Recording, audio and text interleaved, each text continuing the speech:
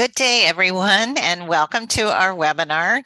Today's topic is managing loss of appetite in older adults, and we have an excellent speaker for you. We're bringing her back by popular demand. Before I tell you about her, let me thank our wonderful sponsors. We have Care Choices, Hospice and Palliative Services, O'Connor Mortuary, Caring Companions at Home, and Alzheimer's Orange County. And I'm Kim Bailey, a gerontologist at Alzheimer's Orange County, and I will be your host today. We are so appreciative of our sponsors who provide these webinars to us as a service to the community on topics that are beneficial for those who are working in the older adults field, as well as anyone who's caring at home for someone, for an older adult. We hope you find this topic today very, very important and informative, and something that you'll be able to use. And now I'm going to go ahead and tell you a little bit about our presenter and then invite her to come on camera.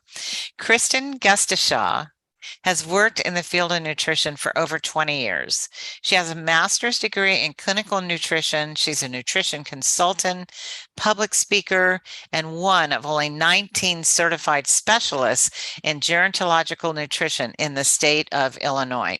She is a member of the Academy of Nutrition and Dietetics, Healthy Aging and Dietetics, and Healthcare Communities Practice Groups. She's an advanced level clinician, dietitian at Rush University Medical Center in Chicago, Illinois. She is the lead dietitian for the CBORD Software Nutrition Operating System for the Medical Center Food System. She's a member of the Patient Menu Development Team, as well as an outpatient dietitian and media liaison for the Rush Nutrition and Wellness Center. Kristen's also faculty member at Rush University and a member of the RUMC Integrated Cognitive Behavioral Movement Disorder Clinic, RUMC ALS MDA Clinic, and the RUMC Epilepsy Clinic. She is the consulting wellness dietitian for the Chicago Department on Aging, providing nutrition presentations and private consultations to older adults throughout the city. Additionally, Kristen coordinates the menu analysis for the City of Chicago Congregate Dining Program, which prepares over 1 million meals each year. She's also a member of the Illinois Department on Aging Nutrition Advisory Council Work Group. Her passion is translating complex nutrition research into usable information and presenting it to the patients and clients, various media outlets, organizations, and at national conferences. And we are very pleased and proud to have her presenting with us today. So I'd like to invite Kristen to take over, and I'll step back, and we're in for a great presentation from you, Kristen. Thank you so much. Thank you, Kim. It's ecstatic to be here, everybody. Thank you all for joining. And as people join, hopefully you will all have a better understanding of why you might not be hungry, or may you be working with somebody who is not hungry, and what to do about it. And I think one of the most exciting things about being a dietitian who works predominantly in aging is we all have a vested interest in it. So no matter if you are working with somebody who is in the aging population, I know all of us hope to age, right? So it's something that we all actually aspire to, because we all know what the alternative is. And it's kind of been my passion and my charge to help people age strong and age in a way that they can completely capitalize on every aspect of their life to its fullest. So that's kind of my goal. But one of the things that go along with aging is a decrease in appetite. So whether you're particularly suffering from that or working with somebody who has that, it's a very interesting phenomenon that happens to our bodies. And depending on if you have other confounding factors, the degree that it may happen. So today we're going to be talking about aging and appetite regulation, kind of where it all comes from, and then the multifactorial aspects of appetite and food intake. And then most importantly, I think it's really important to know about the why, but most people, if they want to take action, they need to know what to do. So I feel like understanding the why helps build the importance of the problem and hopefully drives a motivation to act on the problem. And then once you're motivated enough to do it, actually being empowered and having some strategies to combat it, either for yourself or the people that you take care of. So first of all, as we get older, sometimes people think a few of my initial slides have a little bit of gloom and doom in them. But if there was nothing to do about it, I wouldn't be asked to present today. So I want you to all remember that these initial slides are telling you the why, but we will end on the how to be able to say, but who cares? Because I know how to combat it. So first of all, as we get older, we have a reduced sense of smell, and people with Alzheimer's specifically have a more profound decrease in sense of smell. And we all know, probably if you've ever had even the common cold, when you can't smell so well, it immediately can blunt your appetite. So even just that one facet of not being able to have a strong sense of smell can have a huge impact on how much you're going to eat and actually what you're going to eat. In fact, that can even play a role in food poisoning. So people often, and I'm sure you all remember a time where you may have opened a container of something and kind of smelt it and done the smell test to see if it's not gone bad. But that's definitely something that's never really the best idea. But even more importantly, as we age, that we no longer want to rely on that smell test, if you will. And then a decreased number of teeth. Over 50% of people over 65 have significant amounts of tooth loss. Now, I will say, though, I have worked with many people who are completely dentless. They don't have any teeth, and they even their gums toughen up to the point where they can chew a piece of meat. So that's not a guarantee, but it definitely increases the effect on your appetite, especially if you have dentures. So when you have uppers and lowers, that actually prevents your taste buds from actually being able to interact with all the things in your mouth. It's kind of a bit of a barrier in your mouth. And then we have a decreased number of taste buds and how they function. Now, our taste buds flip over every few years, about every 7 years, but as they flip over, and they don't necessarily populate as plentiful as when we're older. And then we have the esophagus. So we're kind of working from your nose down into your mouth and this oral cavity, and then into your esophagus, which these muscles start to thicken and weaken, which can result in some indigestion and changes in the way you digest and process your food down into your lower GI tract, where you may have a lower esophageal sphincter weakening. So when you get a weakening of kind of these valves that keep things where they need to be, you can have reflux. And we know reflux can affect how your appetite is. Even dyspepsia can be as great as almost 50% of people as you're over 65. And then your fundus, most people think, what's a fundus? That's part of your stomach, and that becomes less capable of dilating, and you have kind of two parts of your stomach, the top and the bottom. And as you get older, some of that you become more satisfied earlier. So you have an earlier satiety, which is great if you're trying to curb your appetite, but it can definitely blunt your appetite too soon as you get older. And then this slide is meant to be confusing looking a little bit, because I think most people think, oh, I don't have an appetite, or, oh, I eat too much. And it's just such a simple statement. But really, when you look at what appetite regulation entails, it's almost mind-boggling. And it's orexigenic and anorexigenic. Orexigenic means things that stimulate your appetite, and anorexic means it'll suppress it. So we want one to go up when we need to eat, and one to go down to kind of help stop us from eating. And that's kind of the normal cycle of appetite.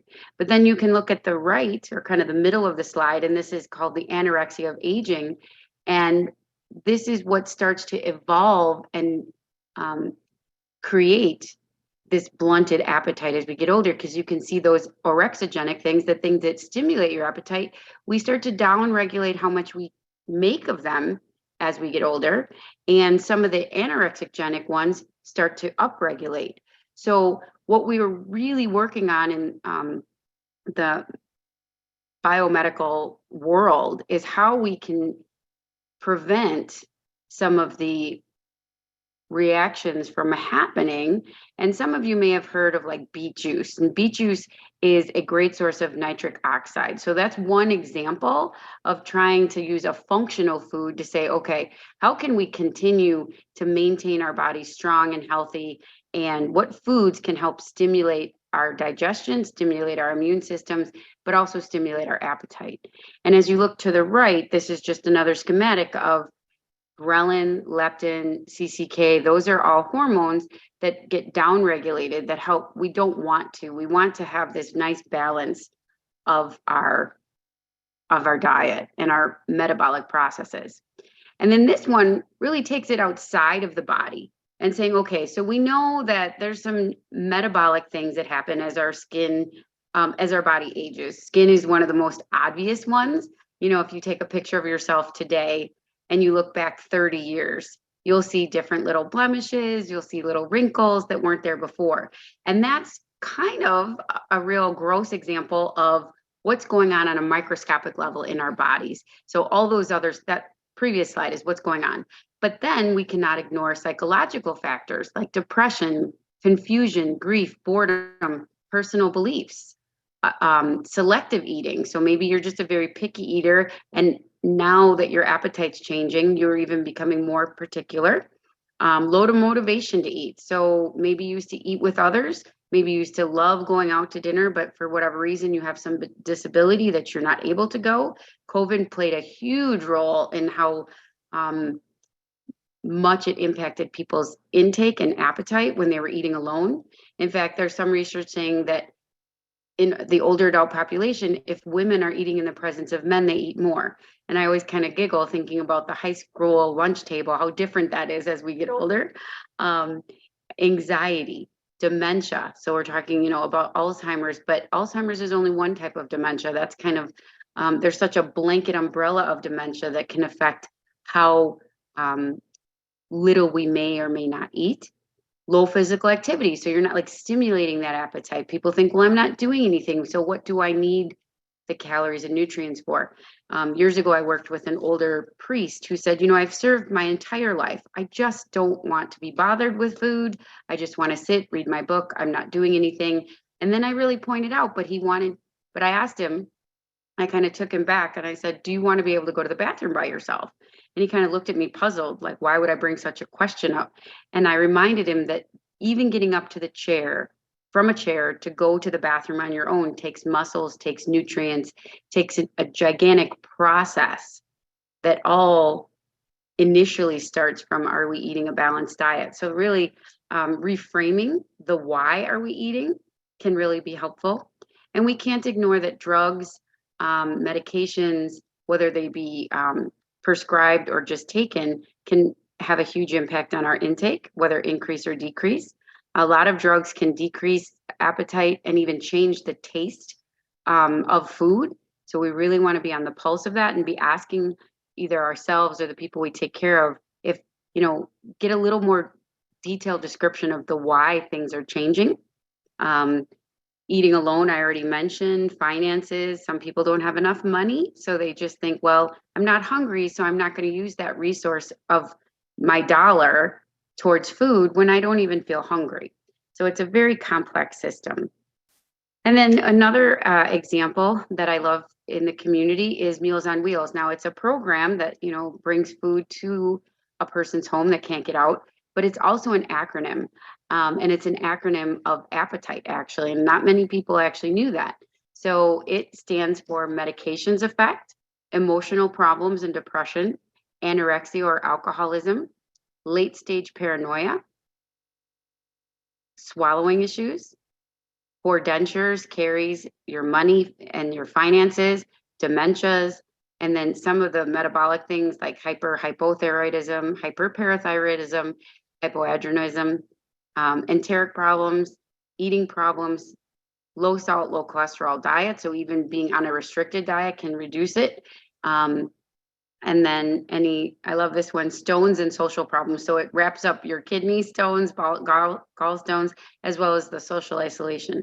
So the Meals on Wheels is a great acronym. If you're asking questions to somebody, you can almost use this as a list of questioning to people to try to tap into how their appetite is and what you might be able to approach or change in that lifestyle. Okay. And then this specifically, this is a study that looked at behavioral and psychological symptoms of dementia. And I thought it was a really cool schematic of how appetite, it was not the highest, but it hit the 10th percentile mark as far as how significant that dementia can affect our appetite. And then we know apathy. So this is specifically like, am I hungry? But then apathy can compound your appetite. Agitation can compound how much your food you're going to consume. If you're anxious, it can change your focus, depression. So each and every one of these has a component of what actually ends up in your mouth or what you consume, on top of just specifically appetite alone, that trigger of saying, am I hungry? So it's very powerful. And then ghrelin, when I was in graduate school, and I'm aging myself a little bit, one of my professors at the time, they had kind of just really discovered ghrelin and its connection to your hunger and your appetite. And they really thought that between ghrelin and leptin, they were going to be able to cure the obesity crisis if they can regulate ghrelin and leptin, which stimulates appetite or suppresses appetite. But now I've been out of school some years, so they still are doing lots and lots of work. It's a very intricate system, but I do know that decades and decades of research are still helping us tap into, we know it's a regulator, so how can we keep it sustained for somebody that may be having too much ghrelin and not enough appetite regulation. So I think there's still going to be a lot to come on that. And then just simply asking people questions, like the prevalence of nutrition risk as we get older definitely increases. So what you're looking at here is the blue bars are not at risk, and the orange is at risk.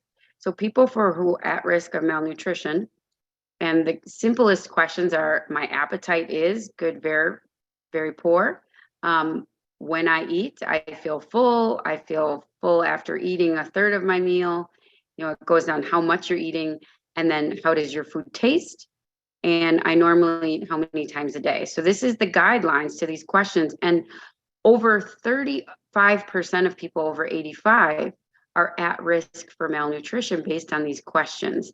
But even at the lowest, a quarter of people over 65 are. So these are kind of staggering numbers that we really can't ignore.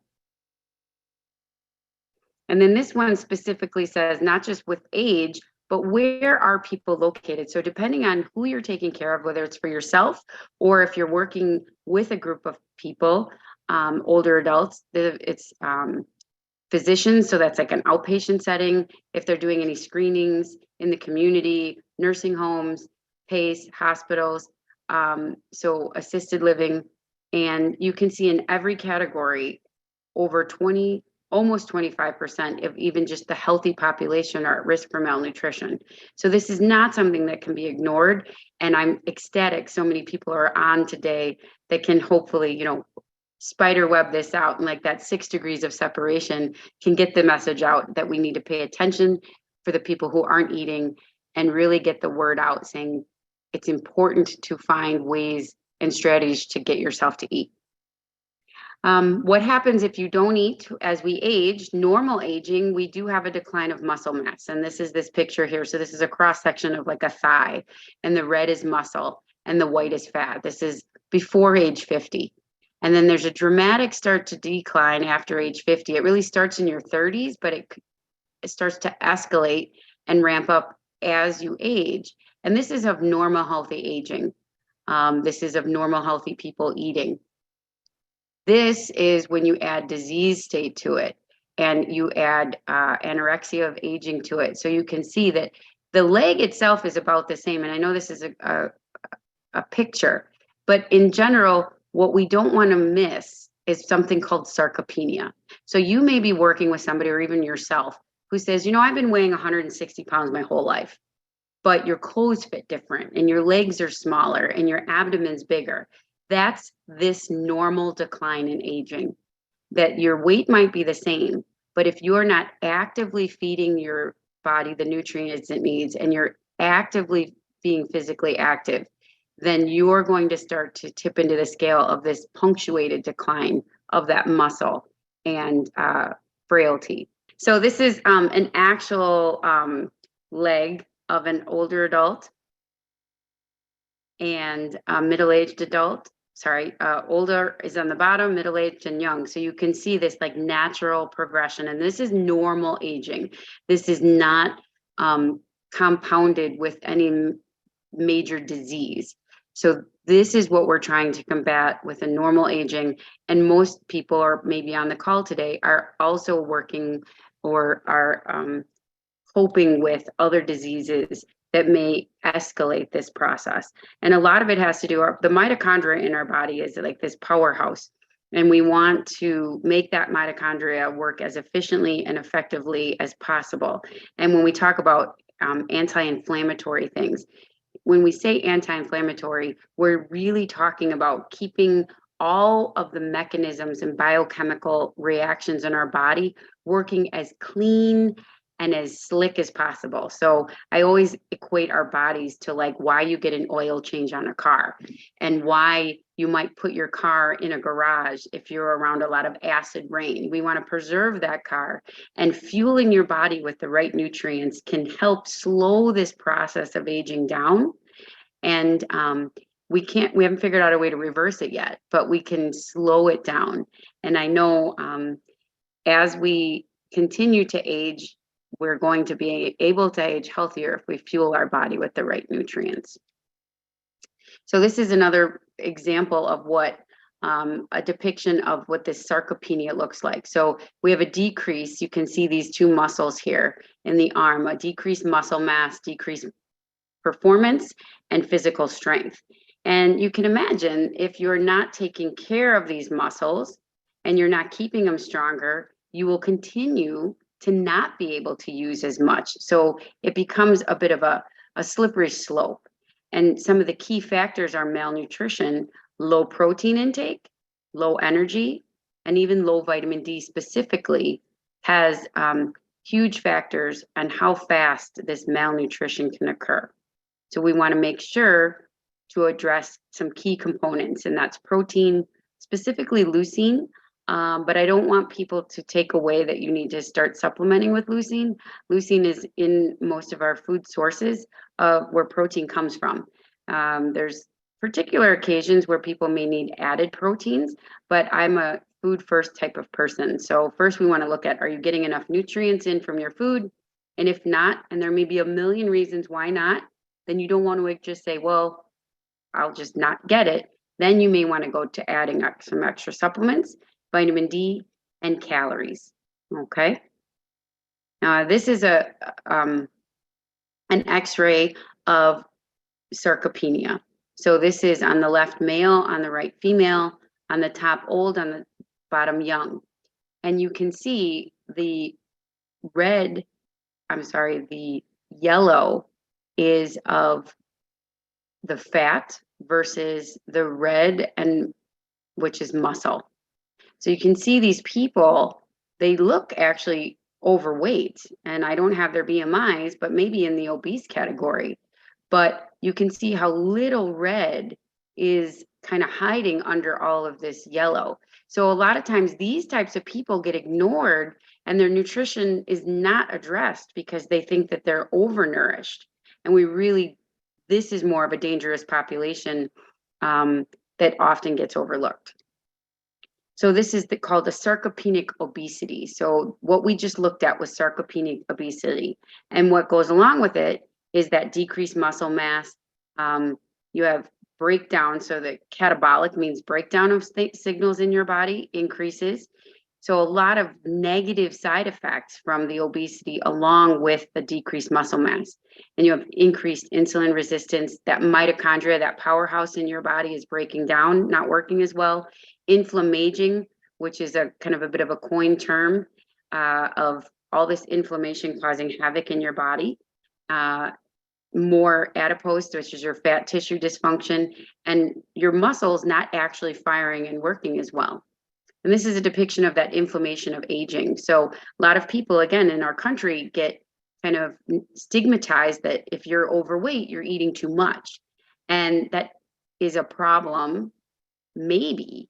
Okay, so people might be eating too much, or they may have just gotten their body into a state where it's no longer working effectively enough to be able to burn off that extra fat. So they may be eating actually under nutrition and still causing this red line of inflammation. Then we do have the people who are still over consuming, which can cause as much inflammation in our bodies as under nutrition.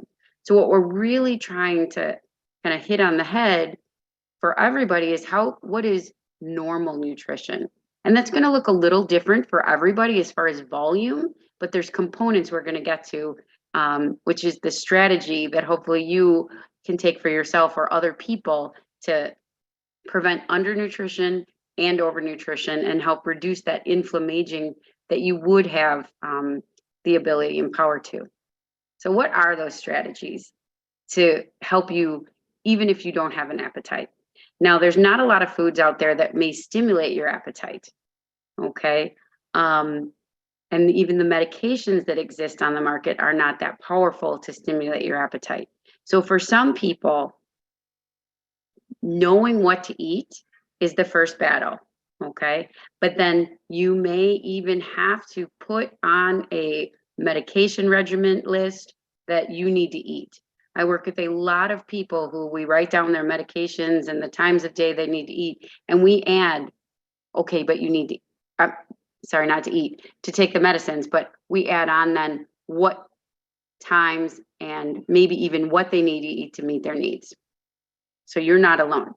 So there's a lot of different diets out there. I work in a lot of different clinics and I work with a lot of different disease states, but in general, some of the top diets that kind of always bubble to the top is like the Mediterranean diet, the Mind diet, and then the My Plate is, they're all three really vetted, well described diets that can help you meet your needs while you may not have that appetite. Okay, so number one is, I'm sorry. Okay. I kind of wrecked my surprise here. Number one is actually water. So it's not even a food in and itself, but water is the biggest, most important component of anything that you're going to put into your body, because you can have a pretty nutrient-rich diet, but if you don't get enough water, those foods and nutrients aren't going to be able to be broken down. They're not going to be needing to get to where they need to be. And you're going to be wearing your body out faster. In fact, it's like if you ever had a car and never changed its oil. One of my professors in college, his wife never did, and the car actually died. He came in and said, my wife killed the car. And I didn't know what that meant at the time, but now I understand. And then calcium, potassium, fiber, vitamin D, B12, and protein are all nutrients that when we did dietary components of our country that older adults seem to not hit the bar on.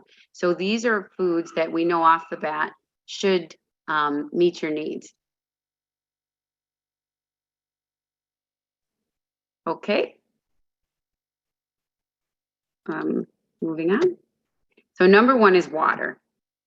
Now, sorry guys, but at any age, you do not meet your hydration needs. So this is a depiction of people, all males between 20 and 39, males 40 to 59 and over 60, same colors here, but women were not much better. Between 40 and 59 is about the only time that we significantly meet our needs. And 20 to 39 kind of just kiss that ledge, okay? So women are far better. But as we age, look at these drops, they plummet, okay? So women are doing fairly well until age 60. And then everybody is at increasing dehydration on a regular basis. So warning signs of dehydration, and everybody has gotten these slides, so I'm not going to go through all of the next slides in uber detail.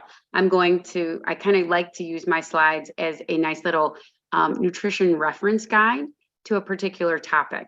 So when you're working with people or even asking yourself, have I had a fever? If you have a fever, you immediately know you need to increase your hydration. If you've vomited, if you had a UTI in the last 30 days, that is one of the greatest indicators that you are constantly staying dehydrated. Feeling lethargic and sluggish is a great sign. Sometimes just that one is not profound enough because of maybe the sarcopenia, maybe lack of physical activity, maybe you kind of always have a baseline kind of feeling kind of sluggish, but I charge everyone to meet that hydration need. Okay. And then again, that's one of the number one reasons people go to the hospital as we get older is dehydration. But water doesn't have to come in the form of liquid. So, and this is, I think, one of the most beautiful slides I've ever found by this little nutrition club, if you will. And it's a reminder that 90 to 99% of our fruits and vegetables are all water. So if you eat cantaloupe, you know, a lot of people think, oh, it's watermelon, but lettuce, cabbage, celery, spinach, pickles, squash are over 90% water. And you even, if you go down to pizza, I always think pizza is such a funny one, 40 to 49% water, depending on where you live in the country. And if you're eating deep dish, there'd probably be even more water content in there and how much vegetables you put on top. And cheeses, bagels, even breads have almost 40% of water in some of them. You only start to really get into no water when you go into your dry goods. And that makes sense, right? If you look at a raisin and a grape, that's a really very prime example of how much water is in our food supply, even if you compare beef jerky to a regular piece of meat. So one of the things people worry about as you get older is incontinence or even swallowing issues, dysphagia. They don't like water. And as long as we can get people to continue to eat food, that can kind of help reduce the burden of actually drinking water. But one of the problems is if you're not having an appetite, if you don't eat food, you're immediately at risk for dehydration because of how much water you're not bringing in that way. And your sense of thirst is already blunted. You don't have that appetite regulation. So you're not meeting your needs. It's kind of a double whammy and a synergistically negative effect on your hydration. But we're going to keep it simple, right? So we want water. And I think if you can take nothing else from here, if you can look at this slide and say, okay, I'm going to get water from actually liquids, but I'm also going to eat all of these foods that are water laden, you are going to already, right, have a balanced diet. In fact, everything on this slide virtually is a component, minus maybe the pepperoni, sausage, a couple of the things are on the Mediterranean diet. They're on the Mind diet. They can fit on the My Plate diet. So this is a really good slide even to post in your own house as reminders of really killing two birds with one stone. But then keeping it simple, you know, a lot of people think it has to look like this gourmet food plan, but most people, especially as you age, are going to hit in this 1600 mark. Very few people will be at 1200 or 1400, but we do have these smaller, frail, older adults.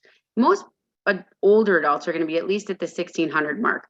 But if you're less than 1500 calories, it's virtually impossible. It's very hard to get all your nutrient needs from food alone, even with a really well planned out diet. So I recommend that everybody, I'm a very minimalist when it comes to supplements, but most people, as long as it's not a burden to swallow, is to take a multivitamin along with your diet. But look at this, it's 5 servings of grains, 2 cups of vegetables. It could be chopped up. This is raw vegetables. It could be, oh, hello? Okay, I thought I heard somebody. 1.5 cups of fruit, 2 cups of milk, and 5 servings of proteins, whether it be from meats, fish, chicken, pork, beef, nuts, and beans, okay? This is kind of what it looks like. I'm going to focus on the 1600 calories. It's not a lot of food, but it has to be, you know, a variety of food. So this one includes rolled oats, cottage cheese, and a little bit of honey and coffee, 1 apple and a serving of nuts. So we're getting some good protein here and whole grains. We're getting some fruit and nuts. Here we're getting a more whole grains and your salmon, so your fish and vegetables, an egg and another serving of vegetables, chicken, your vegetables, and more a chicken breast, which is more protein and more vegetables. So this is kind of a bit of an example where if you spread it out, it doesn't have to also feel very overwhelming. And then what about when to eat? I get this question a lot. We want to make sure we're keeping our bodies growing and not breaking down. And when you look at the research of when to eat, more and more times we want to eat throughout the day, because our bodies are not like a car where we can eat one time and give it all the fuel and just decide when we use it. We like to get it about the same amount of food at each interval of the day. And catabolism, remember, is when we break down. Anabolism is when we build up. And this is a bit of a schematic of how we think the maximum way we're going to build protein and muscle in our body is about 30 grams. And that can vary about total amount based on your nutrient needs, but it's about the same amount each day. And then there was some research that showed if we actually gave a bigger dose of protein in the morning compared to a smaller dose at night, we actually built a little bit more. Now, I love statistics, but this was only about a 1% difference. But this is the way this research paper showed it. But I'm going to take a 1%. I'm going to say, okay, it's important to eat protein throughout the day. That's my take home message. But if you're trying to inch in a little bit more protein, make sure you don't chintz in the morning time, because there's more research. There's always to come about these types of things. And if you're working with people specifically with Alzheimer's or dementias, quite often they are more alert and more willing to eat in the morning. So we want to capitalize on that, to making sure if we're going to get one good meal and it's going to be breakfast, and hope that we can make the other two equal, but at least that we can capitalize on that extra building in the morning time. But there is a threshold. So some people think, oh, I'm just going to eat gobs and gobs of protein. But this is per kilo. So this is looking at 1.5 grams of protein per kilogram of body weight. And after about 1.5, we don't build that much more muscle. So what happens after about 1.5 or 2 specifically, we can start dehydrating ourselves because we have to get rid of the nitrogen from protein. So this is a good number to look at per kilogram of body weight if you're really trying to figure out how much I need. And then I love this slide because after a workout, it recommends, and you don't have to remember these numbers, but it ends up being about 15 to 20 grams of protein after a workout might be a good idea to help get the most muscle building after you've broken it down. And I get a lot of questions about carbohydrate ratios, or do I need creatine, omega-3s, these nitrates like the beet juice drinks, and they do have some benefits. And the way I mention this is, don't try to go to the store or to an herbal company and supplement your diet away. Look for foods that are high in these things, like getting in the balance of adding in that fish, or maybe eating, nitrate rich foods, which includes beets and even citrus and spinach, dark greens, making sure every meal has a protein. But if you're really interested, you can see that optimal is eating a little bit, about the same amount at each time of day. The total of whether it's 35 grams or 20 grams will also depend on your body weight as well. And then again, I love examples. These are here for you guys to use for yourself. These are examples of protein sources for athletes or practical meals for older adults. Okay. So after age 60, these are great examples of what would constitute 35 grams per meal. So I recommend people staying in between about 20 to 30 grams. And these are all great examples of how you can get that in without potentially that much effort. So I think it's very powerful to know when you pick that piece of bread or when you pick that option, that it really is working for your body, and it helps to motivate you to continue to choose it. I think pictures say a million words. Lentils, 1 cup has 19 grams of protein. Even bean chips have 4 grams. So instead of regular chips, regular tortilla chips, trying to buy ones that are made with lentils. I was a food scientist before I was a dietitian, and it's amazing how the food industry has really been able to create so many different types of foods into so many different things. So chips are phenomenal these days, even offering edamame, popping them out of the hulls or enjoy eating them in the hull. If you have whole grain crackers, you can even sneak in about 3 grams of protein. So 2 tablespoons of hummus and whole grain crackers, you're at 5 right there. So these numbers can add up quickly if you get yourself to eat. So if you don't have a big appetite, looking at these examples and saying, okay, what can I eat that's going to give me the most amount of nutrients with the few amount of bites? And in fact, that's probably what I do most in my day-to-day clinical practice, is teaching people how to take as little bites because of whatever reason is their barrier, whether it be swallowing, whether it be hunger, a disease, something, and maximizing their nutrition in those few bites. These are just different examples of how to get those marks. You can also, these are a lot from the internet. These internet pictures are just beautiful, but it's a kind of a one-stop shop for all the people who took the time to join us today, that you can, really hit the ground running after our presentation, even heading to the grocery store. And these are here for you about like what counts as a serving, and to help you quantify those things. This is another one where we look at vegetables. So you want to eat vegetables, but what kind? So there's 2 types of vegetables, starchy and non-starchy. Starchy vegetables have way more calories, but often the non-starchy vegetables is where they're totally nutrient dense. But if you're trying to add calories, you may want to offer a combination of both. I've even recommend taking spinach and blending it and turning it into like a pesto or a sauce and putting it on potatoes with olive oil and other good nutrients. So you're kind of making this potato bar as an option, or putting in mashed potatoes to enhance those things. You can add more vegetables to soups and stews and things.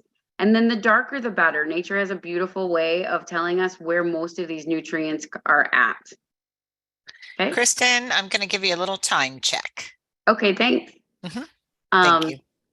And then fruits, the same. So, all of these last slides are kind of breaking it down. When we look at whole grains, we want about 25 to 35 grams of fiber per day. And if you follow whole grains and you start reading the label, you will see that some pieces of bread, for instance, have no fiber, or you can find some that have up to 12 grams of fiber. So you can really hit that mark easily, or it can be a lot of bites to get to that. Then your dairy is really a nutrient dense thing. Remember, we talked about that older adults aren't getting enough vitamin D, protein, calcium. It's kind of a one-stop shop if you can tolerate it. If you can't tolerate dairy, I always say take the dairy carton, look at the food label, compare it to a non-dairy choice. But don't forget about lactate pills or lactate milk. So it's lactose-free dairy. And these are just the numbers that, nobody needs to remember exactly today as we present. I will call out that if you're eating all of your calcium from food sources other than dairy, you don't absorb quite as much. So the calcium in a glass of milk would take 8 cups of cooked spinach, which you could easily eat because it cooks down so small. But even though the amount of spinach listed is high for spinach and broccoli and kale, your body can't absorb it because of the oxalates in it. So you just want to really get a good understanding if you're getting enough in. We don't recommend a lot of excess calcium supplements from a pill, because that can actually cause soft tissue hardening, and your heart is one of them. So you want to avoid that. Then we have the MIND diet. It includes whole grains, berries, beans, leafy vegetables, protein, nuts, any other vegetable. That's how powerful vegetables are. Fish once a week, and wine at most once a day at 1 glass. It's not required on this diet. And then you want to limit red meats, fast foods. I don't focus too much on the limiting on an appetite stimulating presentation, but these are going to be the powerhouses of foods, and using olive oil as you're cooking. I think the MIND diet is my favorite because it gives you a list of 10 things you should do.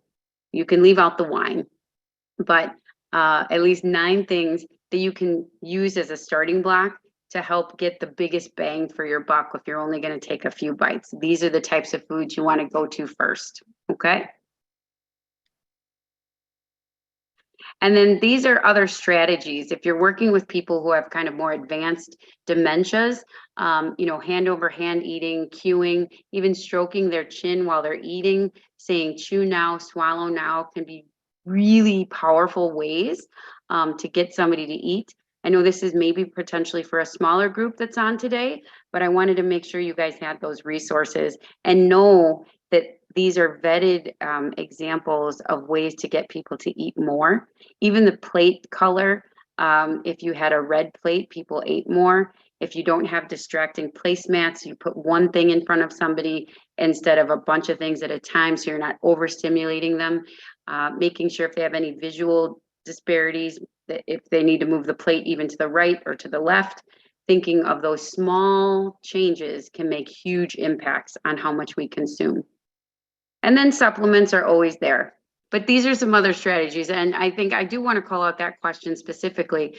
It is more powerful to offer snacks and extra food in between meals. So if you add it with the meal, like a lot of people, if you're in an institution setting or even at home, will give somebody like a boost shake or a flavor, a nutrient dense sort of pudding or ice cream cup with the meal. And that has proven not to necessarily increase your overall intake for that total day. So trying to offer nutrient dense things, breakfast, lunch, dinner, and then a couple of those nutrient dense snacks in between. In fact, whether it's a commercial purchase product like a boost shake or a homemade shake, even giving them as kind of like a med pass. So you're giving somebody like 2 ounces at a time. Or strategizing ways to say, will you taste this for me? Is another way to get somebody to try it. Or does this taste good to you? Or which flavor do you like? And they may have not wanted to take any taste of anything. Food was completely off their radar. But if you engage them in a conversation and then say, oh, do you like the, strawberry or do you like peach? And then you say, okay, well, that one's for you, and you keep it. Are ways to incorporate, and even these foods, like, do you want this one or this one? Which one tastes better for you?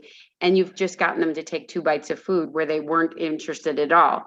And times when you get people to start eating, then it stimulates that cue to continue to eat. And these are some really high calorie drinks and recipes. The geriatric dietitian is a colleague of mine that I used to work with, and she has a fabulous website. These are 5 of her recipes that she's come up with. Boosting calories doesn't have to take a lot of volume. 1 tablespoon of olive oil or avocado oil is 130 calories. You're not going to get a protein there, but if you can put that on a protein, now you have a double whammy.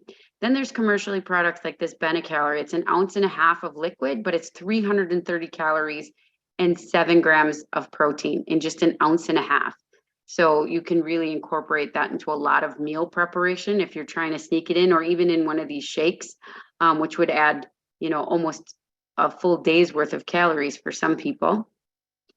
These are an example for you to keep that I created about, an example of this is just hummus and celery and how you can almost double the calories and fiber and protein by just enhancing these things. So these are examples that you can take home and use either for yourself or for your loved ones, and to continue to expand on this. So if somebody doesn't like diced prunes, like what else can we put in there?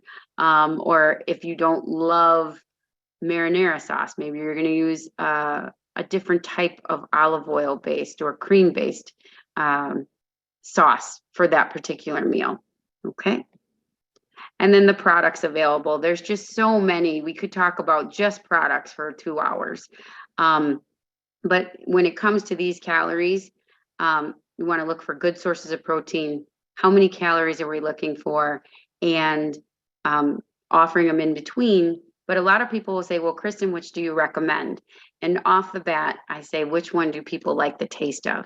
Because I think there's a misconception that some of these things are good for you and you just have to endure them. When if you take that next step and try a little harder, you may find things that people also enjoy eating as well. So while there's much work to be done to understand how to combat our decreased appetite as it associated with aging and diseases. There are a lot of different ways to get people to eat even when they're not hungry. And hopefully you have learned today the why it's so important to eat when you're not hungry, as well as some strategies of how to combat it for yourself or somebody you're taking care of. So I really appreciate your time today, and I am available for questions. Thank you so much, Kristen. That is such a valuable topic, and you gave us so much information. And everyone has the slides, which really represent a great reference tool for all of us. So we are running over time, which happens sometimes, and Kristen has agreed to stay over and answer some of the questions, but we're going to be keeping an eye on the clock. And before we go to the questions, I want to take a minute to thank all of our sponsors. Once again, O'Connor Mortuary, Care Choices, Hospice and Palliative Services, Caring Companions at Home, and Alzheimer's Orange County. I also want to remind everyone online with us today of the importance of being aware of implicit biases or unconscious stereotypes as we care for others. A best practice is a person-centered approach where we view each person that we care for as an individual with unique needs and preferences. And of course, we treat them with dignity and respect, even when they are very different from ourselves. If we always listen carefully and respectfully so that we understand their perspectives, their values, and their preferences, we can build trust and provide the very, very highest quality of care. So at this time, we have lots of questions in the chat box. You can see that Kristen's email address is there if we don't get to your questions. I want to have everybody also, before I go into the question box, save the date for our next webinar. The topic is the impact of brain injury. And we have a great speaker for that, and that is on Tuesday, September 12th. So save the date, Tuesday, September 12th for our next webinar, the impact of brain injury. Okay, Kristen, I'm going to go in and we'll kind of try to knock out some of these questions, but we're not going to, we didn't have hardly any, and then all of a sudden there's like 30 in there. So we'll do the best that we can. And if you're getting CEs, just as a reminder, know that, you can leave if you've been on for 60 minutes, but we would love it if you're able to stay. Okay, so the first question is, so it is clear then that there's a close association between gut and brain effects when it comes to dementia? Is there an association between gut brain effects when it comes to dementia? So Gut and brain effects. Thank you. Okay, there's definitely a gut brain connection, and I think we're still trying to unravel it. We can't definitively say that your gut causes dementia. So I'm not sure exactly what they're talking about, but we do know that when you have dementias, it will change potentially your interest in food. And more of the research is in Parkinson's, where we're looking at potentially Parkinson's starting in the gut, and we're looking at that brain gut connection. So it's a little trivial of a question, but there is definitely a connection. Thank you. What is the recommended amount of water to drink per day? So I assume this is for older adults. So for older adults, it's about 30, unless they have a fluid restriction of any kind, and some people need more if they're on particular medicines and things, but it's about 30 milligrams per kilogram. So if you take your weight, divide it by 2.2, and you multiply that by 30, that's how many milliliters that you need. So it usually for most older adults ends up between 8, some very small ones 6, but mostly 8 to 10. I think people are kind of shocked if they're bigger that they actually need more water. So 8 to 10 glasses of water a day. Yeah. Okay, fantastic. Are there benefits to intermittent fasting, or is this just a fad? There's a lot of research about intermittent fasting and caloric deprivation. However, if people are going to do it, there is a lot of risk that people are not going to meet their nutrient needs in and itself. So in a nutshell, if you intermittent fast, but you still meet your nutrient needs, it can be beneficial. But most people need help from healthcare professionals to actually meet their needs during those smaller time periods. Thank you, Kristen. Is it really advisable for older adults to take dairy products?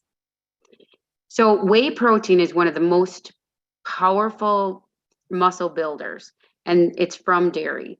So there's some controversies whether dairy is healthy or not. You may have lactose intolerance, so I recommend like a lactate or a lactose-free version.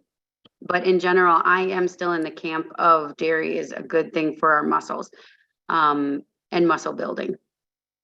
Okay, thank you. My 87-year-old client does not eat enough to get her needed nutrients. What kind of multivitamin would be best for her, which is easy to take and appropriate for her at her age? So, and one of the older adult vitamins, Centrum Silver type vitamins or that type of generic, primarily because it doesn't have iron. And even though a lot of people are anemic as we get older, we absorb iron differently. So it's not often found in our older adult multivitamins, but there's liquid vitamins if she has a trouble swallowing. And then asking if she's not eating a lot of nutrients, right? It's vitamins are going to give them, they're not going to give them carbohydrate, fat, and protein. So she may also want to be taking a supplement like a boost or a fortified product along with the foods that she's choosing. Thank you, Kristen. My mother takes water pills to reduce swelling, so she refuses to drink water because she doesn't want to go to the bathroom again. Is there a way to encourage her to continue to drink water even if she is going to the bathroom a lot?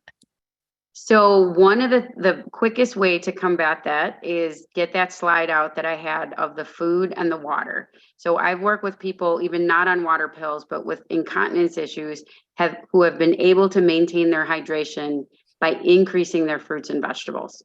So it's imperative to hone in on how can we get her more water from food and let her know that it's a more time released water for her kidneys and it's not going to be making her run to the bathroom as much. But she still needs to get that water.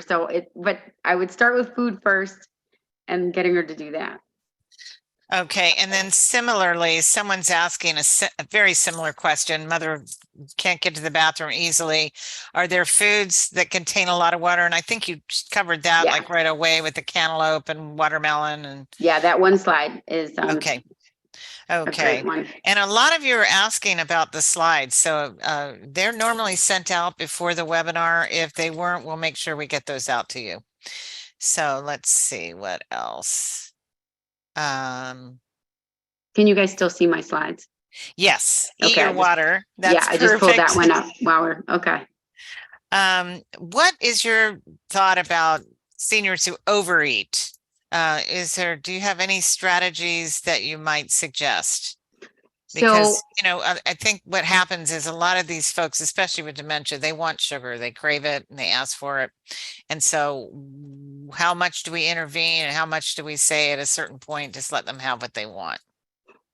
Well, the answer to that also is quality of life. So, we always, like you had mentioned, patient-centered. What is their goal? What did they, if and when they could have speak to their preferences, what would their preferences would have been for one? That's always the most important question.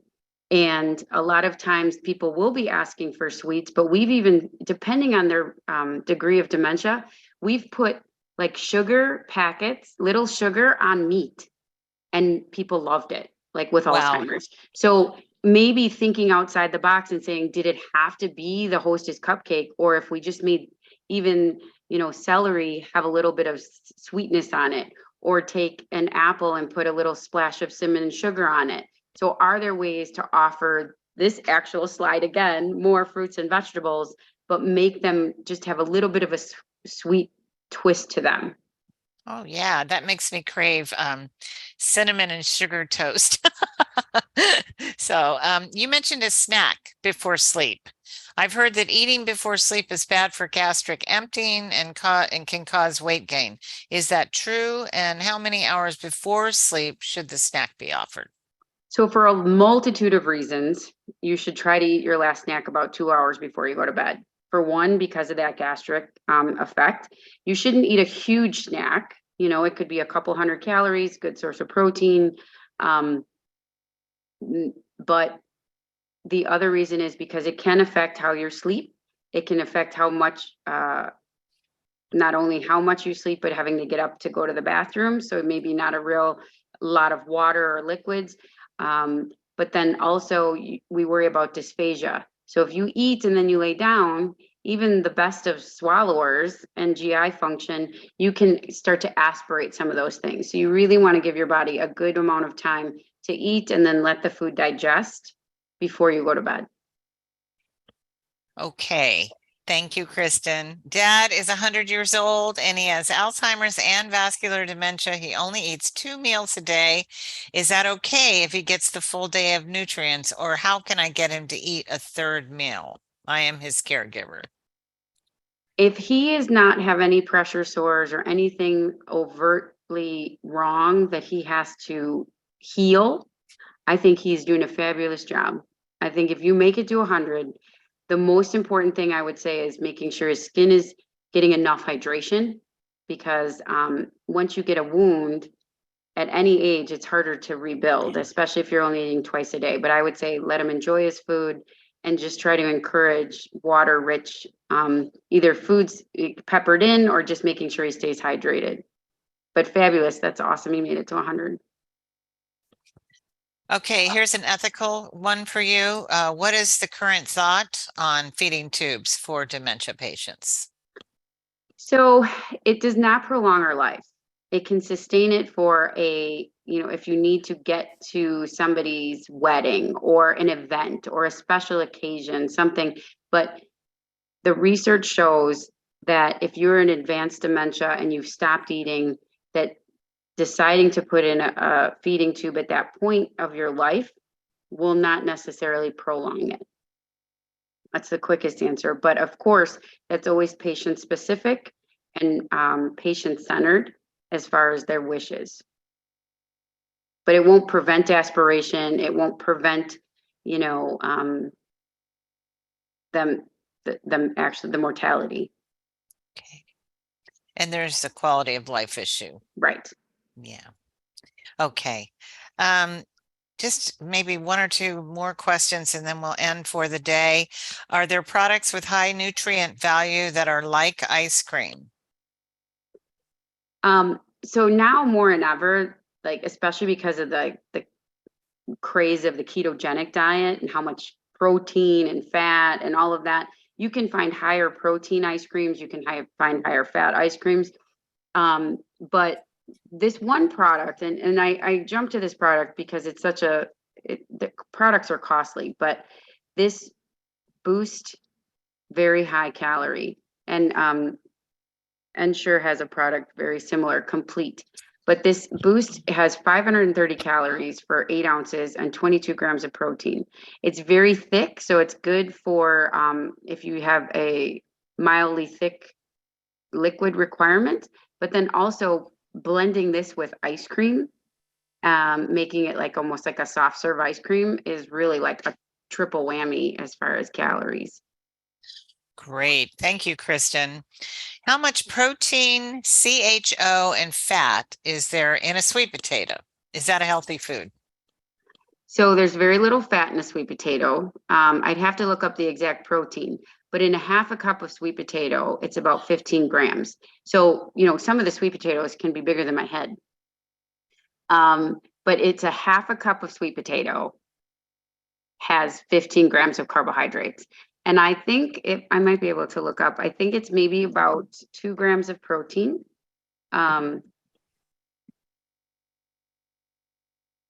So that's not necessarily something that would be adding weight, right? No, It's more but like it's a an diet food. excellent, it's a superfood. It's a nutrient dense food for a lot of reasons. But the most important thing is it's a gateway to adding calories, right? So you can add butter, you Oh, can add cinnamon, you can add yeah. sugar, you can make it this like amazingly nutrient dense thing. Ground flax or ground chia would be an excellent nutty flavor onto a sweet potato, or even some people grew up with the sweet potatoes where they had the crushed nuts in them, like the sweet potato casseroles. So in and in itself, it's not a high calorie food, but you can really make it a beautifully one that's really well received, especially when you want that sweet, you want to hit that sweet tooth mark. Great. That's a that's a great. This is making me hungry. Thank you so much, Kristen. I think I'm going to have to cut off the questions now. If you didn't get your question met or answered, you can feel free to email Kristen if you want to put it on that last slide again that shows your email address. That would be great. Just a couple things now that we're at the conclusion of our webinar for the day. We want to, of course, thank Kristen for this fabulous presentation. We appreciate you sharing your time and expertise with us. Again, everyone, please watch for the survey that will open up immediately when I close the webinar. Also, watch for our flyer for the next topic, which I've already explained is on brain injury. Yeah, the impact of brain injury. And that takes place on Tuesday, September 12th. And if you're interested in any of our other educational programs, please visit our website at www.alzoc.org to find out about our free classes. Thank you all and have a great day. Thank you all. Bye-bye.